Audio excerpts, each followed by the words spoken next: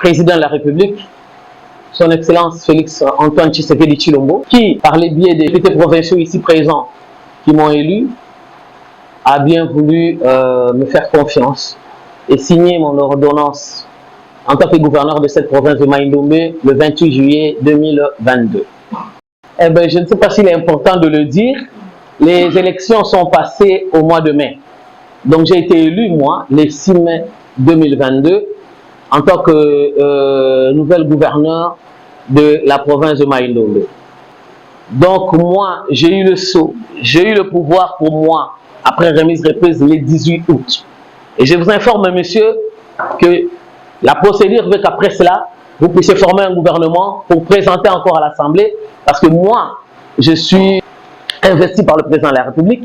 Il reste que mon gouvernement aussi soit investi, mais par les députés provinciaux. Je n'ai même pas eu ce temps-là.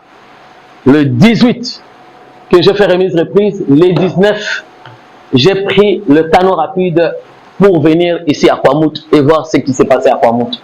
Donc on ne va pas me dire que pourquoi est-ce que la guerre ou les conflits à Kwamouth ont commencé depuis le mois de février, pourquoi je n'étais pas là. Donc je vous répondrai que le 18, je fais remise reprise et le 19, j'ai pris les eaux pour venir ici. Ce courage-là, je crois que personne n'en a. Ou alors on en a encore. Donc on a su comprendre que ces conflits étaient un conflit des terres. Alors, si la cause c'était que des redevances, ce ne sont pas seulement les Yaka qui sont fermiers. Il y a aussi d'autres ethnies. Et alors pourquoi il y a seulement les Yaka qui rentrent en conflit avec les Téké? Donc on a compris après que les Téké réclamaient, enfin les couches sociales que nous avons entendues, sous réserve, parce qu'il n'y avait pas de Yaka. Ici quand on est venu, donc on a trouvé que les Téké, et sous réserve bien sûr de ce que les Téké nous ont dit, c'était question que les Yaka sont venus faire les champs, ils ont acheté des terres, les autres sont loués, et ils ont dit qu'ils ne vendaient pas des terres, ils les faisaient louer. Ils sont venus cultiver, œuvrer chez eux, et après un moment, ils se proclament non seulement chef du village, mais aussi chef coutumier. Ils portaient des insignes des chefs coutumiers et tout, les chefs coutumiers, parce qu'on a reçu les chefs coutumiers, on a reçu le jeune, on a reçu la société civile, on a reçu les mamans, on a reçu les études, vraiment on a reçu toutes les couches de la population ici pendant toute la journée. Nous avons commencé je crois à 9 h et on a fini de recevoir à 22 h ici dans cette même salle. Donc on a entendu toutes ces personnes, on leur a laissé vraiment le temps de dire ce qu'ils avaient à dire et nous avons conclu que ce n'était qu'un conflit de terre. Or, un conflit de redevance, ni quoi que ce soit, un conflit d'occupation des terres par les Yaka, les terres appartenant aux Téké. Voilà ce que je peux dire aujourd'hui de ce que nous avons entendu de toutes ces couches de la population de Kwamouth. Écoutez, je n'étais pas sur place. Je vous dis que j'étais dans un endroit où je n'ai pas de réseau. C'est un peu difficile. Mais en entendant cela, nous avons les représentants de service de sécurité ici avec moi à ma droite et à ma gauche.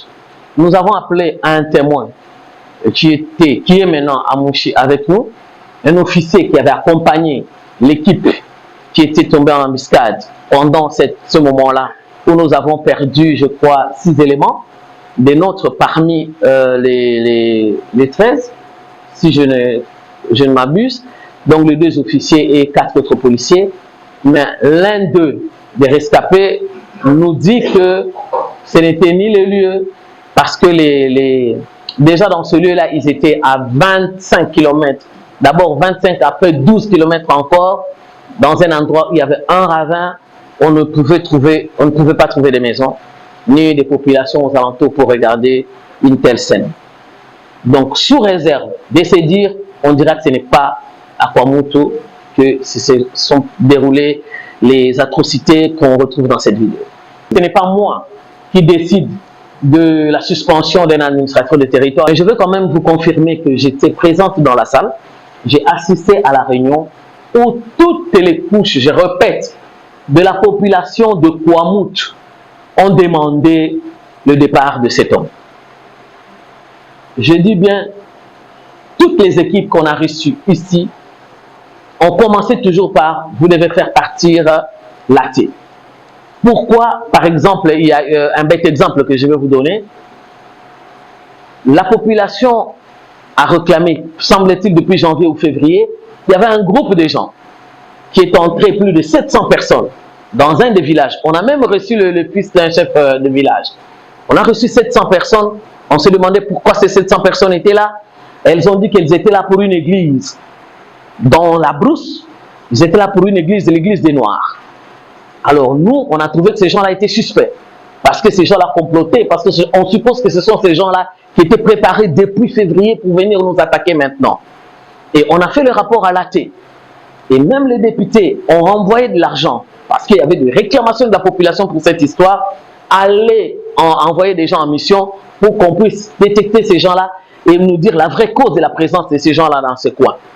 Et le rapport de l'AT était bien sûr qu'il n'y avait que 9 personnes pour cette église, pendant que le village voyait 700 personnes. Donc je pense que le président de la République prône pour le peuple d'abord, et si le peuple veut quelque chose, je ne vois pas comment on pouvait laisser cet athée que eux, ils supposent être à la cause aussi quelque part indirectement de leur malheur. Ce n'est pas moi qui ai pris la décision, c'est le ministre de l'Intérieur qui a pris la décision après cette réunion. À la demande de la population, j'insiste. C'est faux parce que après leur départ, à ce jour, je pense qu'il n'y a pas eu de mort. Tout simplement parce qu'on a déployé les éléments partout dans tous les villages. Oui, je veux dire qu'il y a encore de maisons brûlées quelque part ou quoi, mais c'est un fait ou deux où les gens sortent de la brousse. Vous savez que nous avons une grande forêt. Pour y arriver, à la fois, en même temps, c'est pas facile. Donc vraiment, ça s'est déjà calmé pour vous dire la vérité.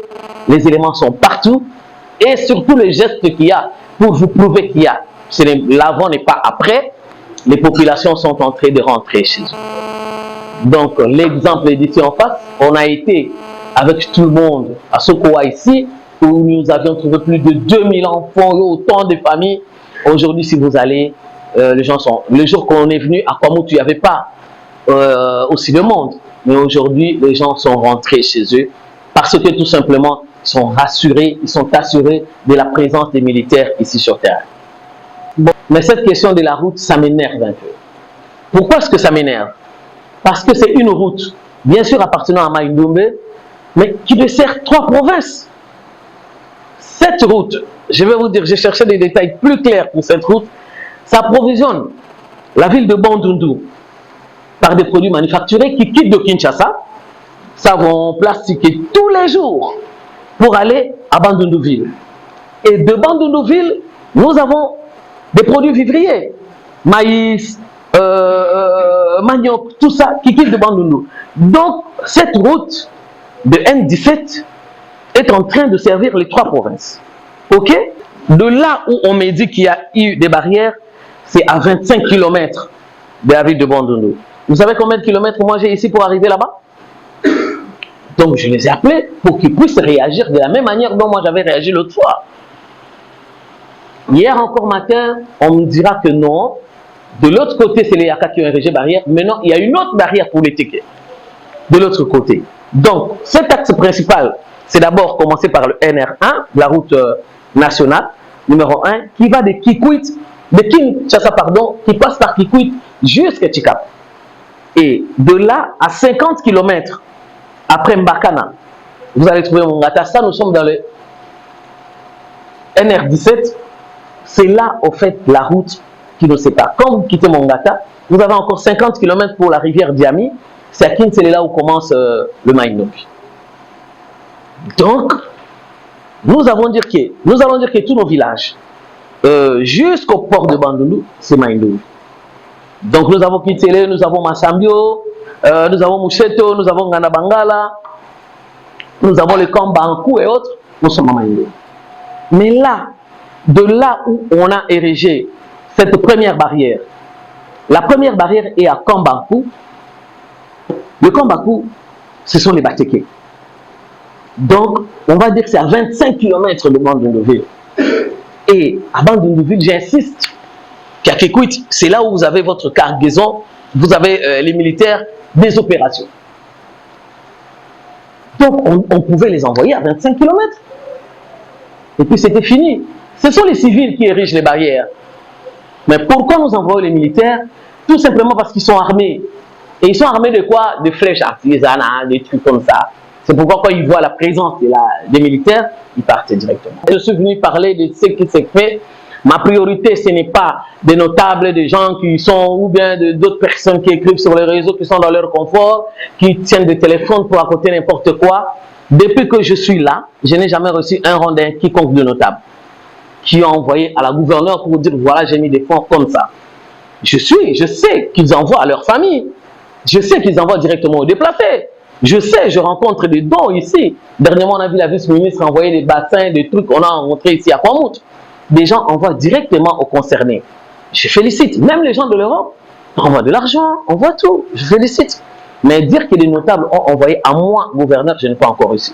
Je félicite le président de la République, le gouvernement national, par le biais du ministre, des 4 ministres qui sont venus ici, surtout celui des actions humanitaires, qui a mis des vivres et que vous allez voir maintenant, tout à la disposition, et un peu de sous pour faire revenir les déplacés. Nous les remercions. Et la province, on n'a pas seulement mis 1000 tôles, il y en a beaucoup plus. Et les 250 maisons que vous dites brûlées, ce n'est que dans un village. Il y a aussi dans d'autres villages. Donc, nous faisons ce que nous pouvons faire.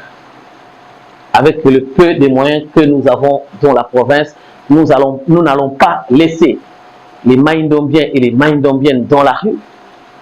Moi, je ne laisserai pas les femmes accoucher dans la rue parce que j'ai trouvé des déplacés à l'hôpital de Lediba qui ont perdu les enfants parce qu'elles ont accouché dans la rue. J'ai des prématurés, j'ai des blessés, des femmes qui ont été amputées. Je ne compatis pas pour les gens qui sont dans leur confort, qui prennent leur téléphone pour écrire des choses qu'ils n'ont pas vues, mais qui ont cru et qui sont en train de partager. Mais nous ne vivons pas dans le confort. Nous vivons dans des endroits où il n'y a pas de courant, il n'y a pas d'eau. Nous nous sacrifions pour la population. Quand on m'appelle, j'y vais. Alors arrêtez de me dire, on dit ceci sur les réseaux, on appelle ceci, on dit qu'on vous a donné quoi que ce soit, on dit... Moi, je ne travaille pas seulement avec ma tête, mais avec mon cœur. Je vous remercie.